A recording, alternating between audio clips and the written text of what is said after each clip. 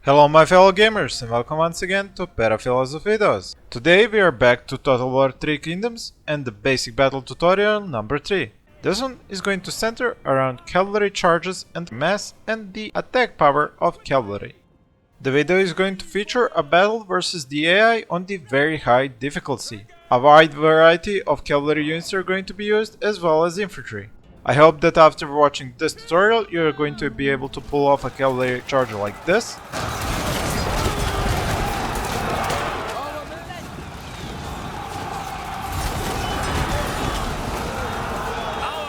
And never end up doing a cavalry charge like this. Go, go, go! Look, the enemy run! Craven! Destroy them!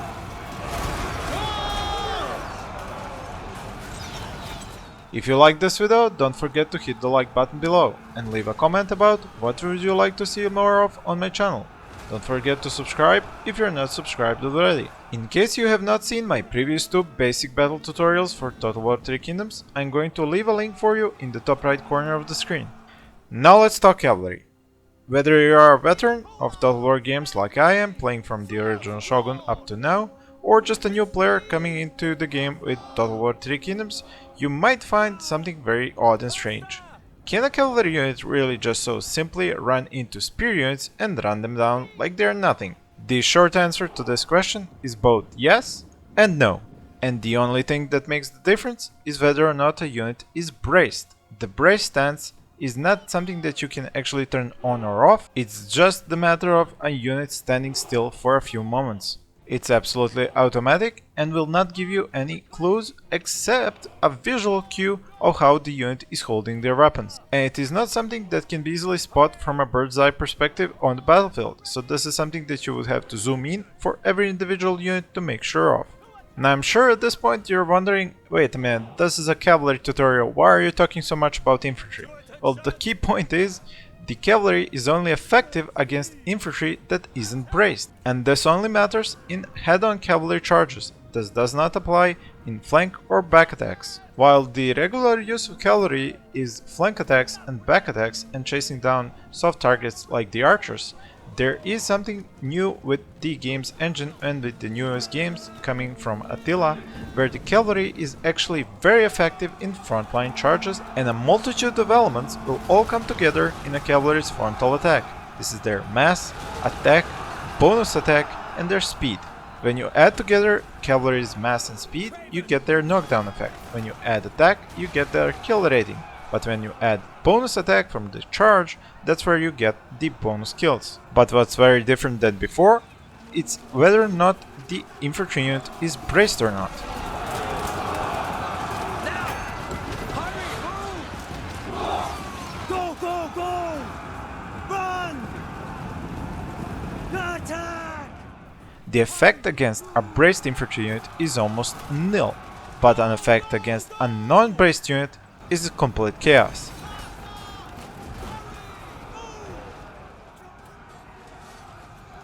Unleash fury! Look, the enemy run! Craven! Destroy them!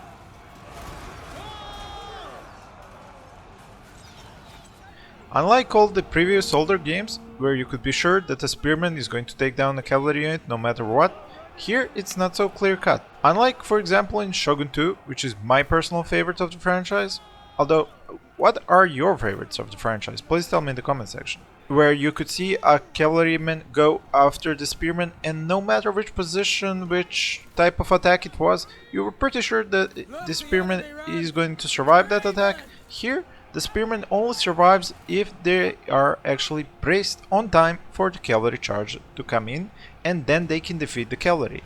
Here, the spearman can actually easily die to a cavalry charge that is attacking him at the moment that he's not braced, which is kinda something that takes a while to wrap your head about and implement in your gameplay. But once you do, you're going to find that the battlefield is no longer the same place it used to be. While you used to send your cavalry on the flanks, here you can actually just fast forward your cavalry over to the front lines and attack in the middle of the enemy's formation. But you always have to keep in mind that the enemy formation has to be on the move for that frontal attack to actually work. Or it has moved a few seconds ago and it hasn't yet managed to become braced. As if micromanaging a battle wasn't hard enough as it is, now you have to actually think about whether or not your unit has stood their ground long enough before they were charged by enemy cavalry, and that will decide whether or not they will survive the enemy cavalry's charge or not. While on the other hand, you could say that this actually increases the skill requirement to play these battles and gains an additional depth to the combat between cavalry and infantry. Trouble is, this creates a problem when you're actually playing battles versus somebody who is not the AI. When you're playing against the other players and you both know this, it kinda creates a stalemate who's gonna move his infantry first if there's cavalry nearby. And if you're aware of the fact that your spearmen, even spearmen with shields, aren't impervious to cavalry attacks from the front, then you're going to think twice before actually moving your army forward.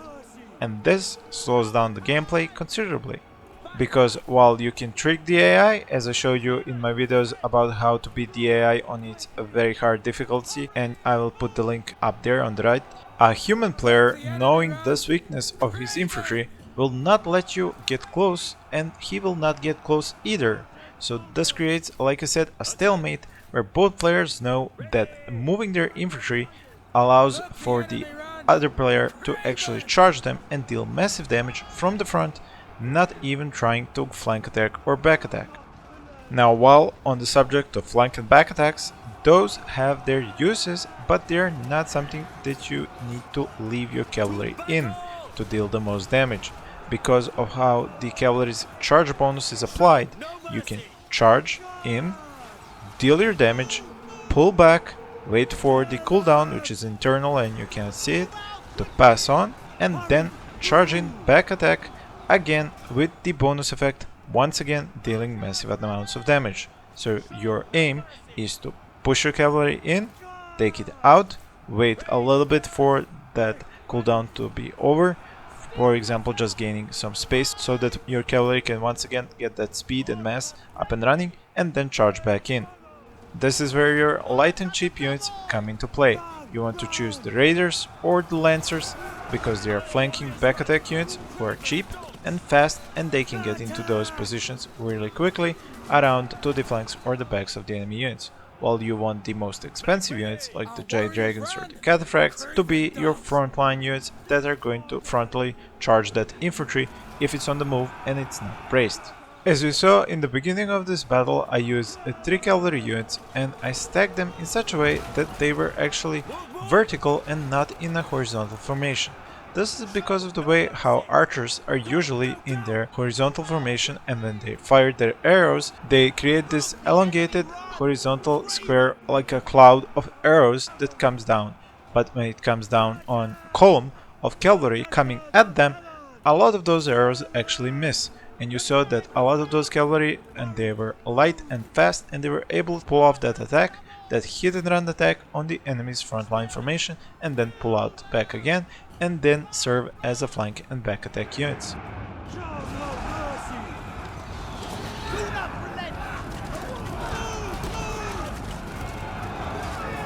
Our victory grows ever closer. Destroy them! Unleash fury!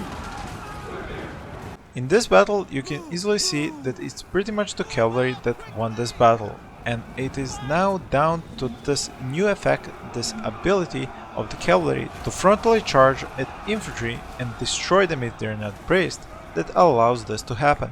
While on the one hand, you have to understand that this makes total sense because a unit that isn't prepared to take on a cavalry charge can easily be destroyed by cavalry, but on the gameplay side of the things, this just adds another whole element and layer that actually requires too much time and effort from the player to be able to follow through.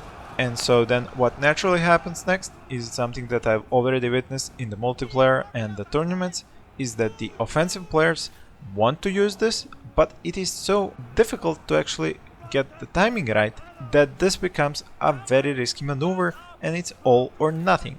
While for the defending player, he doesn't have the incentive to move his infantry because at any point cavalry units stationed nearby could just crush that infantry because they're no longer braced. Outside of the player versus player environment, this actually is good news for every Total War player who wants to crush the AI, because the AI works a little bit differently, and as you have seen in this battle, you can easily use this tactic to utterly destroy him by using just a few more cavalry units than you're used to. If you would like me to cover any new interesting tips and tricks like this one was in the basic or advanced tutorials which I plan to make, please submit that in the comment section of this video. And just to quickly reiterate, attacking from the front with the cavalry is a very powerful tool, but only used when the enemy is not braced. Thank you all for watching, and please stay tuned for more videos.